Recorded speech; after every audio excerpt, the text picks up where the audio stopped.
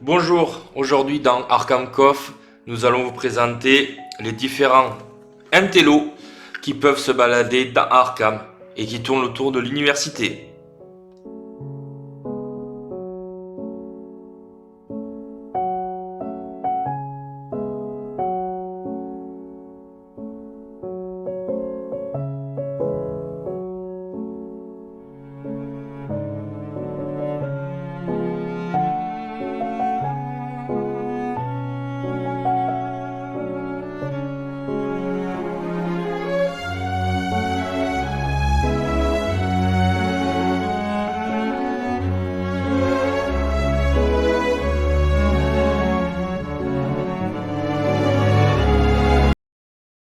En tout bien tout honneur, on va commencer par le premier magistrat de Arkham, Charlie Kane.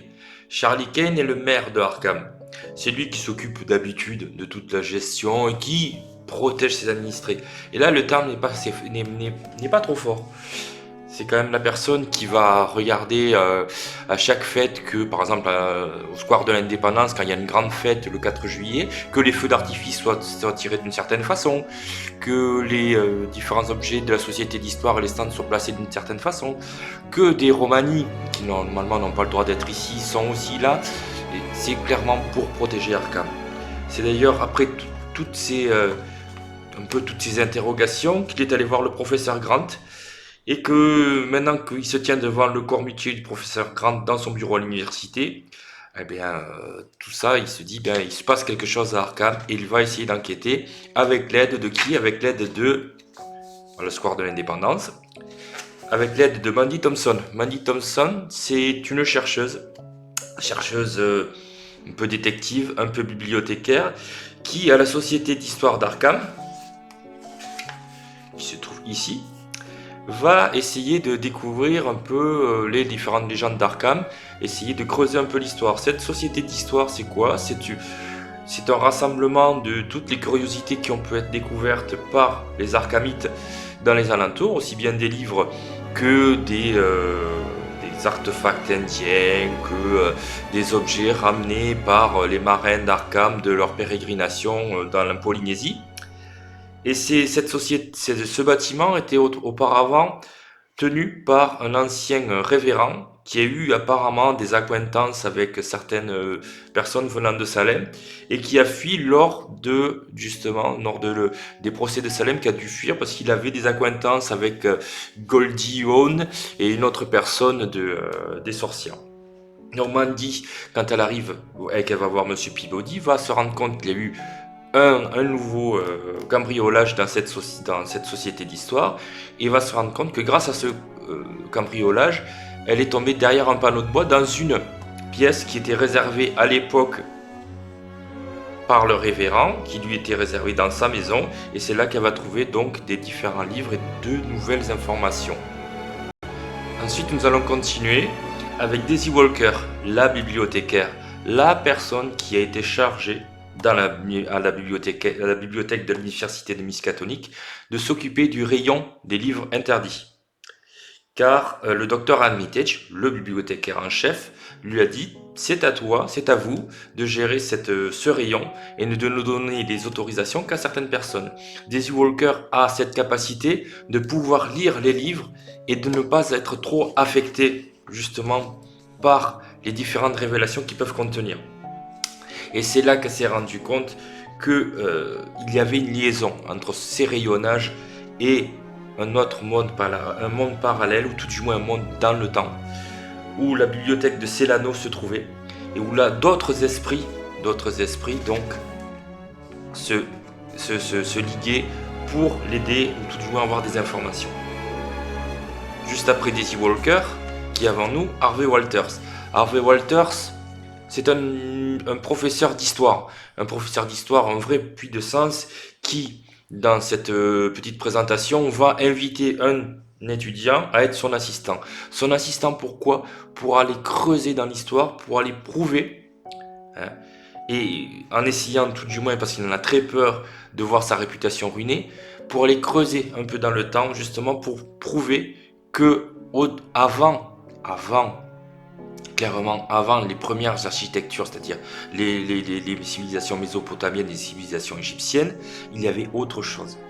Et c'est lui qui a décidé, en fouillant dans les différentes strates, en essayant de revoir toutes ces strates, de se rendre compte que dans certaines strates qui datent du Jurassique, on peut retrouver de l'architecture, de la véritable architecture.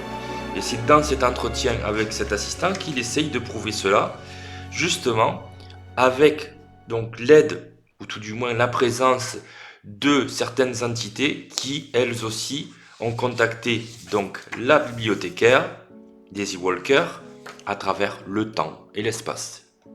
Alors, dans le cas de Norman Withers, qui lui aussi est professeur d'astronomie en son cas, lui, il travaille souvent au niveau du télescope, ou nouveau télescope de Arkham, qui justement dans cette nouvelle, on voit la présentation du nouveau télescope, et c'est là qu'on se rend compte qu'il a une mauvaise réputation, tout du moins, mais clairement, dans l'université, la réputation n'est plus très bonne, parce que lui, il sait quelque chose. Il sait que, bizarrement, 3 étoiles au niveau de Cassiopée ont disparu totalement. Et ça, ce n'est pas, astronomiquement parlant, ce n'est pas possible. Il s'est passé quelque chose. 3 étoiles sont passées. Et que la conjonction des étoiles, vraiment, est différente ces dernières semaines. Pourquoi, comment? Norman Withers va essayer de le savoir, même si sa réputation va peut-être en pâtir. Catherine Tropp, quant à elle, fait partie du département scientifique de l'université de Miskatonic. Elle a été témoin déjà d'un accident de laboratoire. Pas une petite explosion, non. C'est que son mentor est décédé lors de la création d'une machine, ou tout du moins de l'utilisation d'une machine qui a créé un portail. Avec cette machine qui a ouvert ce portail, un monstre en est sorti et a happé, donc a fait un massacre clairement, et Kate a été au milieu de tout cela.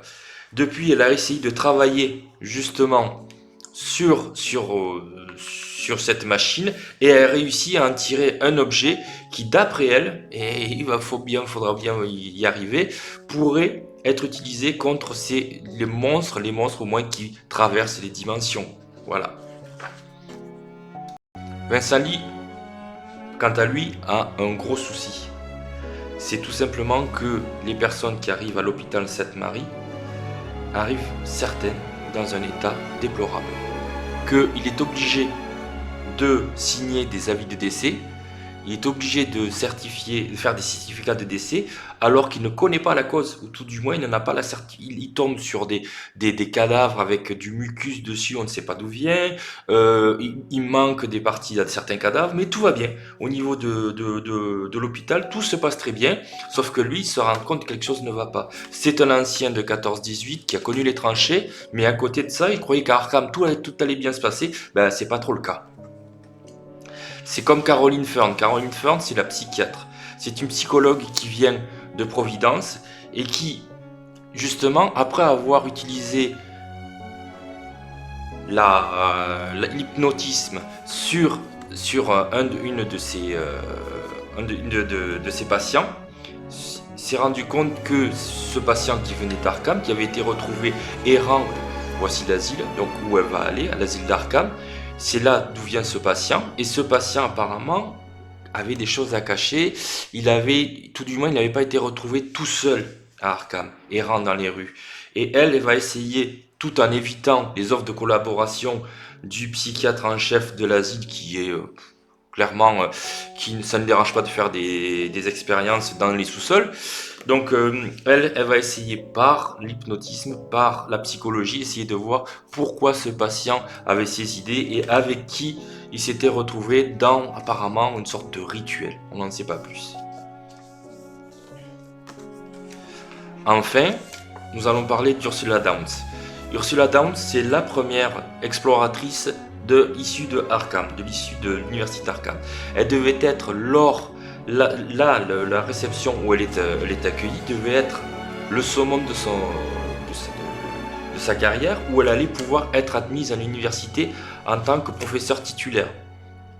Ça ne s'est pas produit parce que lorsqu'elle a présenté l'artefact qu'elle avait trouvé en plein milieu de l'Amazonie, la pierre la pierre de la peste, il s'appelait la Stone Plague, The Plague Stone. Et bien cette pierre a été volée juste au moment où on allait présenter, lors de cette réception, cet objet.